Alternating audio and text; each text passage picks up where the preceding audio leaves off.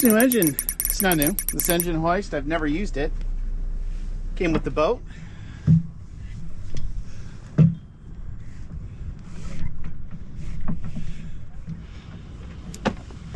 right, here we go, off to the boat show. Let's do a drive-by. Stoked here.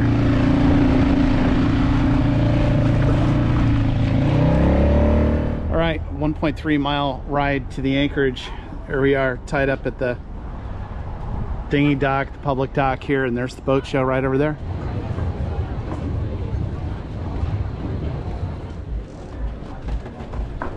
Oceanus 51. 15.9 beam on this thing.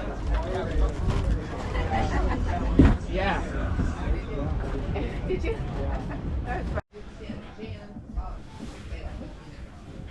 Is there berth?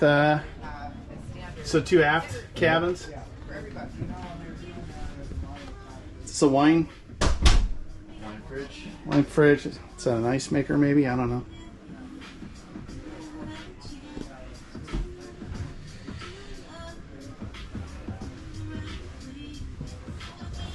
So I assume this with the mirror here is the nav station? Yeah.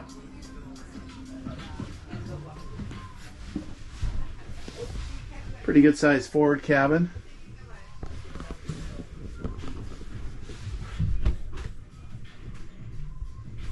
Heads forward.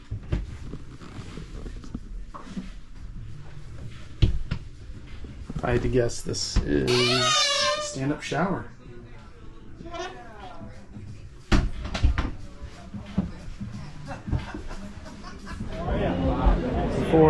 530.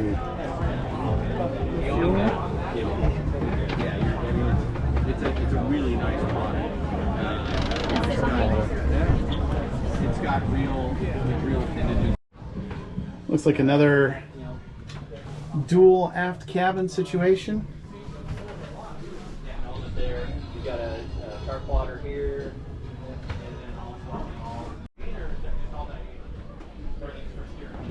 Beneteau Oceanus 341. It's like every new boat we're looking at has twin helm stations. Did you want to take anything about the...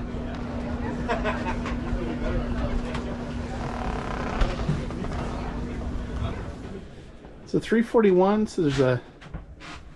Looks like the V-berth just has some storage behind these double doors. Here's a thing to hit your head on, which I just did. Yeah, that's a headbanger right there. Prussian post. This is the head situation here. Looks like a wet head. And here's the galley. And there's the starboard aft cabin and the port aft cabin. Nordhaven 63. Well, on the back picture you did, yeah, there's plenty.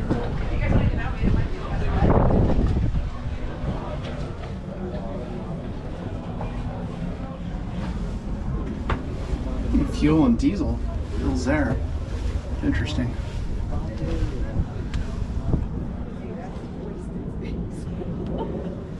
What's wrong with your boat? You gotta get another one. I know.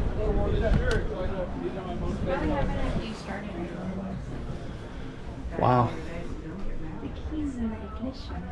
How convenient. Interesting. I'm trying to make it easy for you.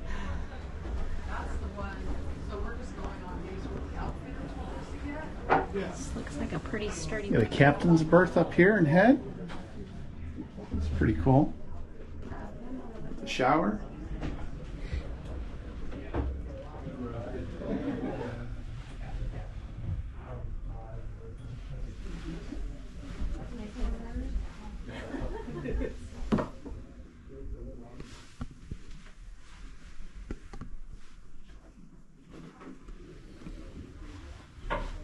Forward cabin.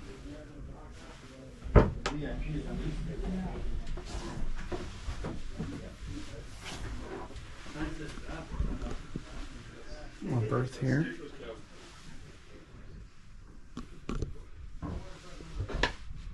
John Deere for the main.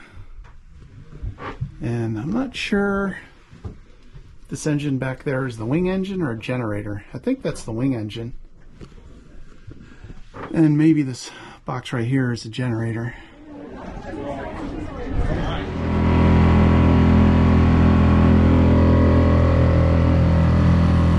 All right, so long, Newport Beach International Boat Show.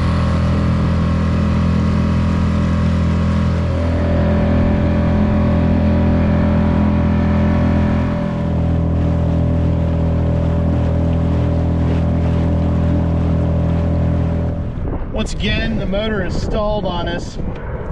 We think it's a fuel delivery issue. I would even go as far to say the gas tank is empty.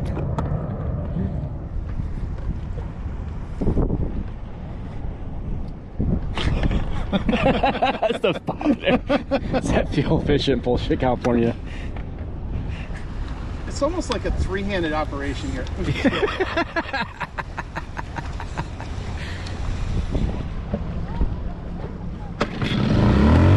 On the mighty Jean Grey here.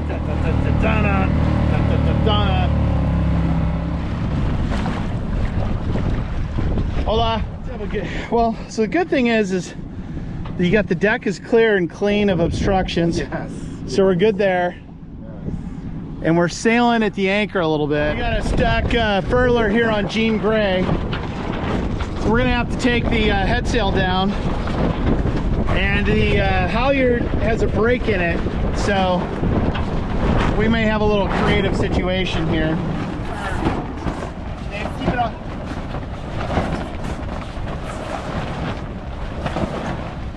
You have it.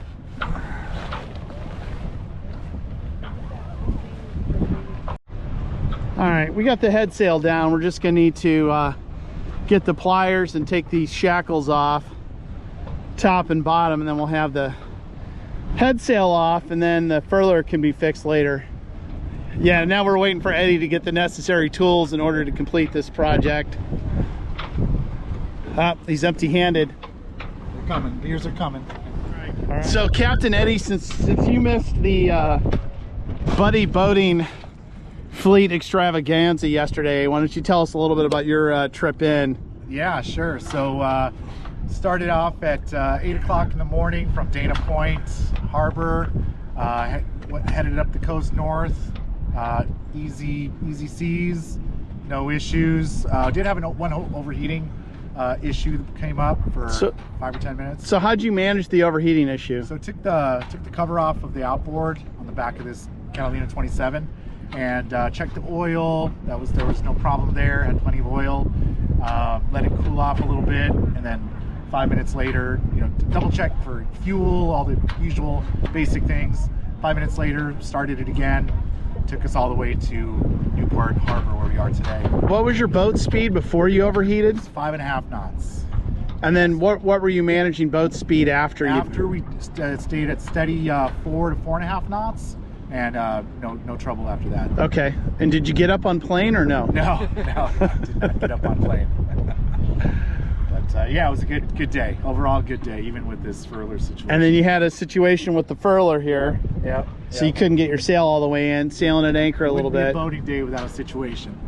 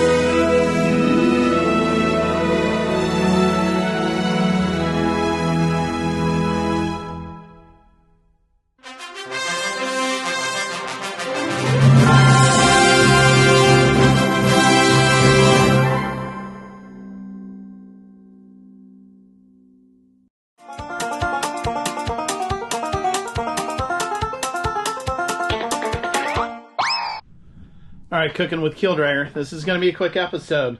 We're going to make calzones in the Omni oven.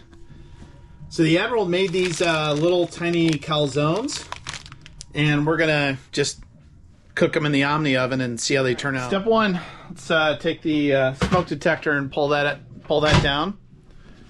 The window's open to vent. We'll vent the hatch a little bit as well.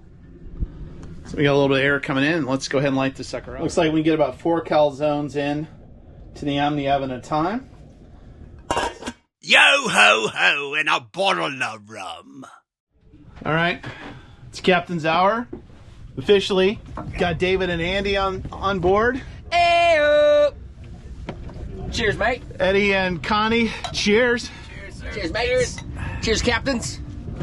This is Captain's Right on. plural hour. Hell yeah. Hours plural. For a little while. Let's see what we got. Still cooking. All right, so I wanted to do a little bit of a boat show recap. So we've got Andy from Sailing Vessel Stoked at Sailing Soleil. So Andy, I guess the first question is, so you saw a lot of boats today at the Newport Beach International Boat Show. Say that 5 times. Now, what was your favorite boat of every boat that you looked at? Which one struck you as your favorite? It wouldn't be a sailboat, honestly. It'd have to be one of those Nordhavens, because it's I don't know. If I was gonna have a power boat, that would be it, if I could afford it. Runner-up would be those sailing dinghies. I really like those sailing dinghies a lot. So what were the sailing dinghies about? They're inflatable, just like your normal inflatable rib, but they have a dagger board and a sail, and a mast and a sail and a rudder, and you can also put a outboard motor on them. I thought that was cool as shit. I thought it was super cool. I like it. I want that. So what was the coolest feature or innovation you saw on a boat? Innovation, man. I didn't see anything that I thought was like super innovative. I mean, I got nothing. I got nothing for that. So now we're going to talk with David from Sailing Vessel Riff Raff. All right, David, your favorite boat? By far, Nordhavn. Long time Nordhavn fan, so. Which one? 63 all day long. The 63. Yeah. And to interrupt his interview, David introduced me to the Nordhavn, so he gets the credit for that. I had no idea those boats existed. Anyways. And what was your favorite? What's your favorite feature? Or your favorite thing about the Nordhavn? Just the redundancy. Everything is redundant. Wing engine, main engine, 2 tanks, day tank. All the navigation's redundant, so yeah, I could basically go around the world and in comfort. So. And why the 63 over the 68 that was parked right next to it? For a couple, I think 68 would be just too much boat. 63 is the perfect size. So it's 3 cabins, plenty of room. Yeah, so definitely 63. Now, did you have a favorite sailboat that you saw? Wasn't a big fan of the sailboats. They're kind of all cookie cutter, and the new sailboat designs I'm not really a big fan of. So I'd definitely do powerboat. Okay. Mark. All right. Some bit of sailors we are. I concur. Actually, of all the boats that we looked at, I was really enamored with the Nordhavn 63. More so than the 68, even though the 68 was bigger and it had more room. It was impressive. I didn't in a lot of mention regards. a number, but those, I would agree, the 63 was better for the same reason. It's just too much boat. It's 3 stories tall, 1 story below the waterline, and just too much.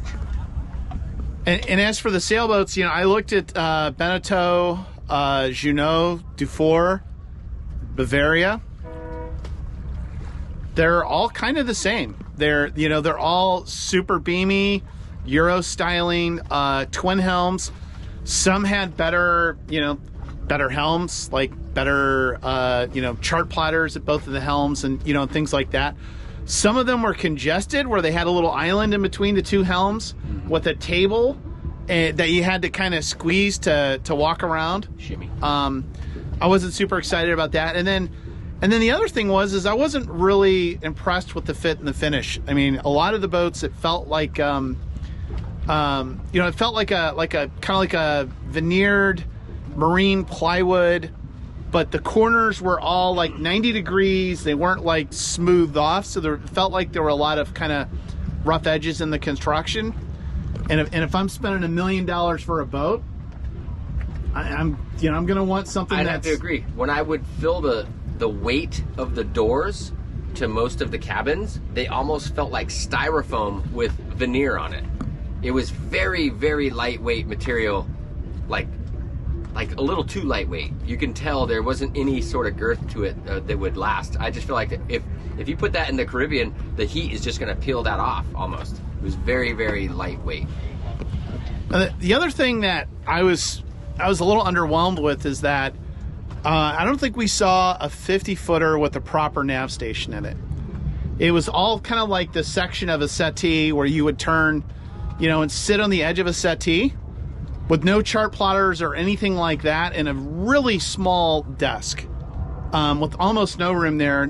Certainly not enough to unfold like a large chart or anything like that. So I didn't really feel like that was a working nav station. And even like if someone's like traveling around and they've got Starlink and they want to work from boat, that's, you know, it's not a great place to sit and work all day either on, you know, on one of those boats. And maybe that's not a bad thing, but I was a little underwhelmed with that. The other thing, like the Dufour 50, what was it, 51 or something like that, I forget the exact model. 53. So the Dufour 53, when you look at the companionway, like you look at the companionway here, and then there's a teak grate right in front of it. And then if you look down, you'll see some shiny stuff that looks like glass. And actually what they did was they have an electric, instead of like crib boards, they have an electric kind of, you know, it's almost like a garage door opener type of thing that slides down underneath the teak grate, which, you know, is kind of innovative in a way, but I'm like, is this something you want if you're out at sea? Would I want that? I'm like, well, no way would I want that. The other thing I saw was like, they had like these TVs that were recessed, and then you push a button and they electrically pop up. Hotel room. And and I'm like, those are bound to fail. So yeah, overall, like, I didn't find a sailboat. I was ready to ditch keel dragger and buy a new one. All right, here's the calzones. I think they're ready. David's going to be the guinea pig. What's the review on the calzones? Delicious. Very good. On a 10-point scale? 9.5. 9.5. We'll take it. Bob, how are you? Who's that? All right, so we've got the full crew here from sailing vessel Jean Grey. So Captain Eddie, tell us about the highlight of your trip here to Newport Beach. Oh, the highlight, I think, was maybe paddle boarding, falling into the marina at least once, and doing a little cookout, and just having a real reunion night with Keel Dragger and Dave and Adam and everybody else. So what was the low point of your trip so far? I could say that. The 4 times we had to circle around to anchor. Oh, that. I was going to say the 4 dirty diapers we had to change. That, and then we had we couldn't, what is it called, do a pump out in Dana Point because the thing is out of order. The pump out station was out of order in Dana Point. All right. So we had to do it here. We had a search and search mission here in Newport Beach, and we found it finally. But, yeah. Any post-anchoring drama? No, we're solid. I got a great new Mantis anchor, and it's holding firm. It's great. Right on. Swap. Bound it. He only knows high five. Oh, high five. High five. Yeah, there you go. There high five. Yes. You gotta speak his language. High five. Yeah. Good morning. 6:15 a.m. on Sunday morning. Look around. Nothing going on here. We've got pretty flat water. I feel a gentle breeze, but there's sailing vessel Jean Grey. There's Stoked. There's Riffraff. And here's Keel Dragger. Actually have a little tiny breeze out of the southeast. There's a little bit of a, I wouldn't call it rain, almost like a super light drizzle. This marine stuff, nothing big. So we might take advantage of that. The wind will settle into the west. This will give us a little bit of a tailwind, but I'm sure everybody's gonna be sleeping in for a while. We've already had breakfast, and everything's pretty much ready to go, but I need to pull in the dink and get that on board, and then after that I'm ready to roll.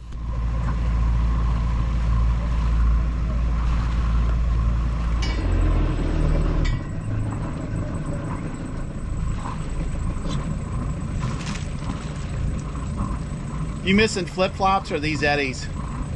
I think I left flip-flops on board. Are these yours? Probably mine. All right, I'm going for center. I know. Perfect. All right, I'll be monitoring 6-9er. Copy. Yeah. He's letting drag, gets the butt off. Yeah, I'll take another. I figured I was getting a little close to these guys, so I figured I'd just kind of drift around a little bit, get in the channel, and then clean my anchor up a little more.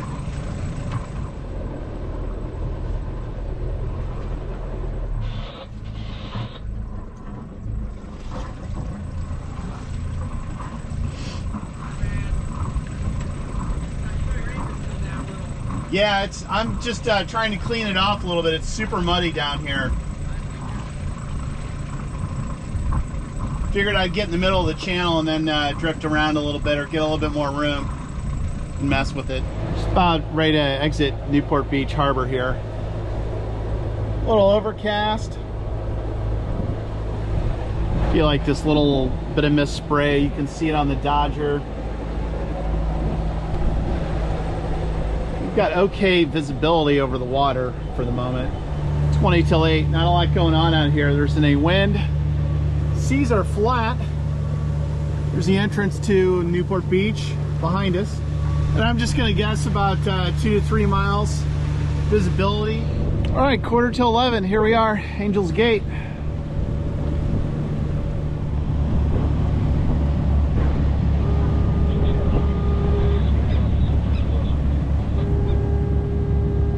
Probably wake us a little bit.